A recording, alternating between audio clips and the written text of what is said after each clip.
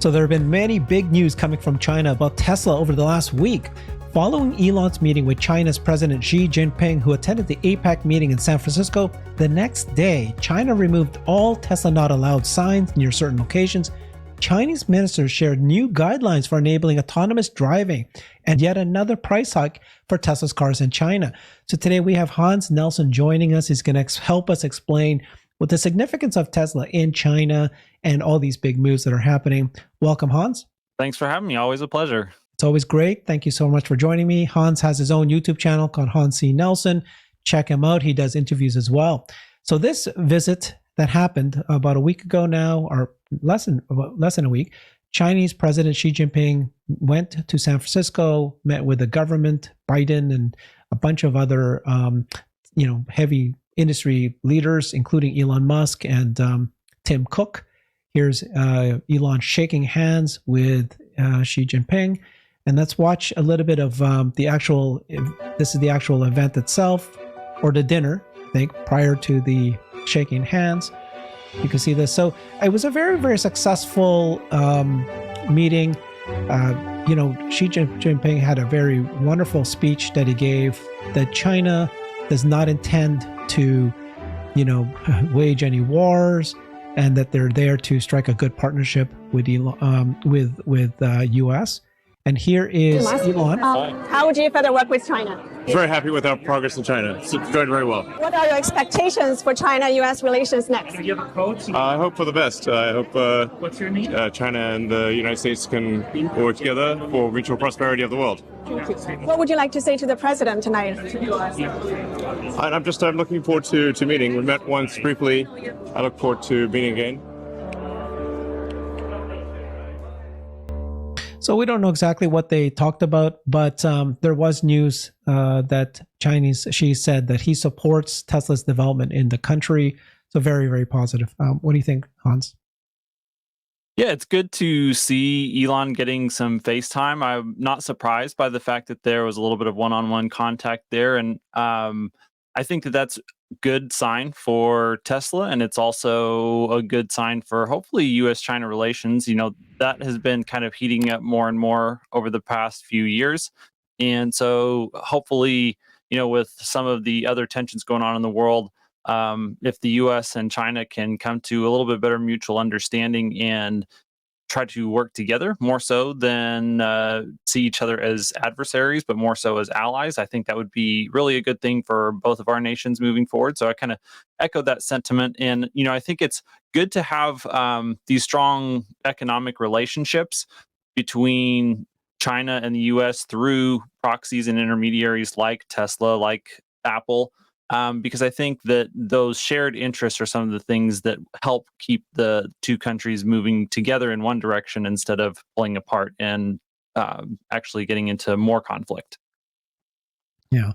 So for Tesla-China relationship is absolutely critical. It's a good thing to hear both the government, not just Xi Jinping, but many of the ministers speak very highly of Tesla and vice versa, Elon, and they're doing very, very well there.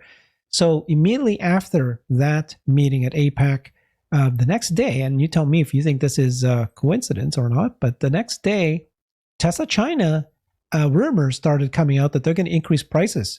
Again, this is the third price increase that's coming soon.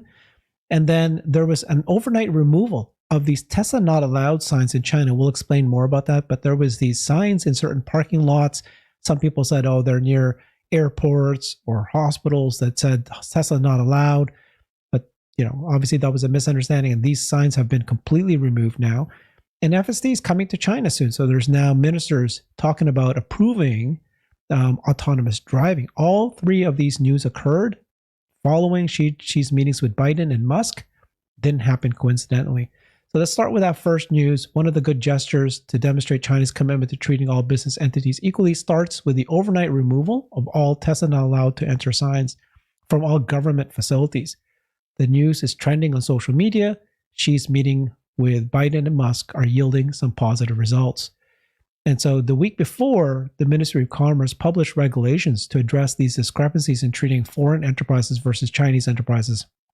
It's very complicated, but the good thing here is Tesla has been singled out in multiple cases in China, where it's restricted to access some parking facilities, prohibited on freeways under certain occasions. Anyways, this new measure is positive news for Tesla and other foreign investments in China. Any thoughts on that, Hans?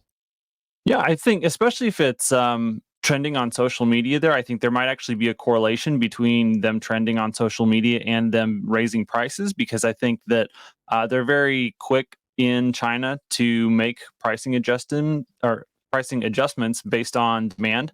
It's also a great sign because I know that a lot of the speculation up to this point had been that Tesla was not being allowed in those areas because there was concern by the Chinese government that the cameras in Teslas could be used to spy on areas where they might have some security concerns. And so I know that we've talked about this before, that Tesla has localized all of their data storage, and so I think that there's probably an element of that to this, that there's been a process that Tesla's had to go through in order to allay any privacy and data security concerns that the Chinese government has. And I would assume that that face-to-face meeting with Elon was probably the final seal of, okay, hey, we're all good to go here. I don't think that the timing is a coincidence on that fact, and so I think that that's good for Tesla, because it does, like we said, then pave the way. If Teslas can operate in those areas, they can also potentially drive autonomously there. It really looks good for China. It's the second biggest market for Tesla outside of the United States, and could potentially eclipse the market size of the United States in the not too distant future. So for them to be able to actually operate FSD there will be huge for the company, and I'm sure that this is something that is actively under development for the company. Yeah, so you and I did a video on Grace Tao just a couple weeks ago. And it was Grace Tao is the Tesla's VP of External Affairs, and she was interviewed, and she said several things. But one of them was, first of all, Tesla China did a lot of the R&D work. She spoke very highly about the research and development skills of Tesla China to do for the Model 3 Highland. She pointed them out. She said that Tesla's Giga Shanghai is now producing a car every 30 seconds. Then she also said that she reiterated that Tesla's cars keep all the data, like you were saying, in the car. And then if it is sent to a server, the servers are within China. And so they abide by all the regulations and rules. So China should not have any concerns about that. And so that was, again, she reiterates that. She wants to make sure that that message is out there quite a bit. So the next bit of news is because they're keeping that data, they're allowing you to drive these Teslas everywhere, which has these cameras. And now full self-driving, autonomous driving is looks like it's going to be approved, and we might start seeing Tesla's full self-driving in China soon. So the news is that 4 Chinese ministers jointly announced a pilot guidelines for enabling autonomous vehicles on public roads, including eligibility, application process, pilot cities, vehicle types. So this is like they're getting set and ready to go for full self-driving. After V12 is released in North America, FSD will start to be deployed in China. What confuses me a little bit about this one is, they're already allowing certain Chinese car manufacturers to do, in the city to drive around. So what do you know much more about this?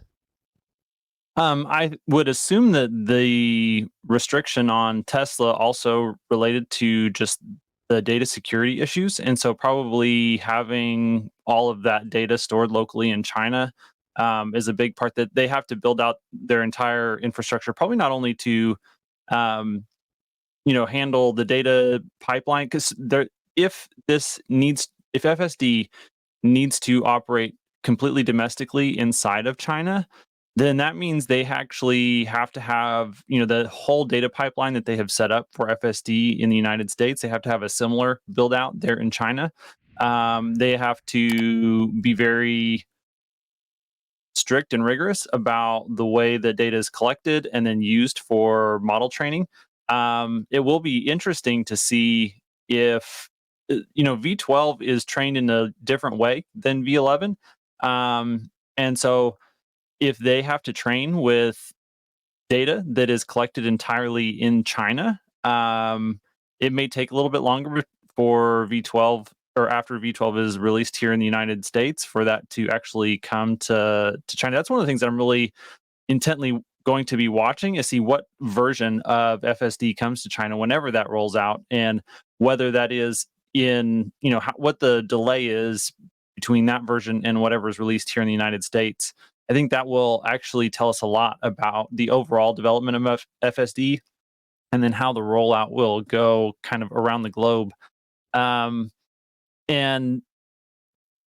I think that, like I said, going to the beginning of that comment, that having that all built out in China just because of their specific data privacy concerns is an added hurdle. That I don't think we're going to have to jump through the same types of things in the EU or a lot of other nations that we will actually have to do in China. And so it is a complex product rollout for Tesla to manage through, but 100% confidence in Tesla's ability to do that. I've created a website that is the most comprehensive resource for the Tesla investor. Please check it out. Simply go to my website at herbertong.com. Yeah, in that same video that you and I did with Grace Tao, that interviewer actually talked to Chinese auto industry experts, also spoke to some Chinese government people, and what they said was that they're so glad that Tesla's there, because Tesla actually, they confirmed that Tesla being present in China helps the automakers, Chinese automakers, they help them become better, and that Tesla's car, Model 3, was the first to kickstart the electric vehicle revolution in China. So that was good news to hear that they support that as well. And then I think about the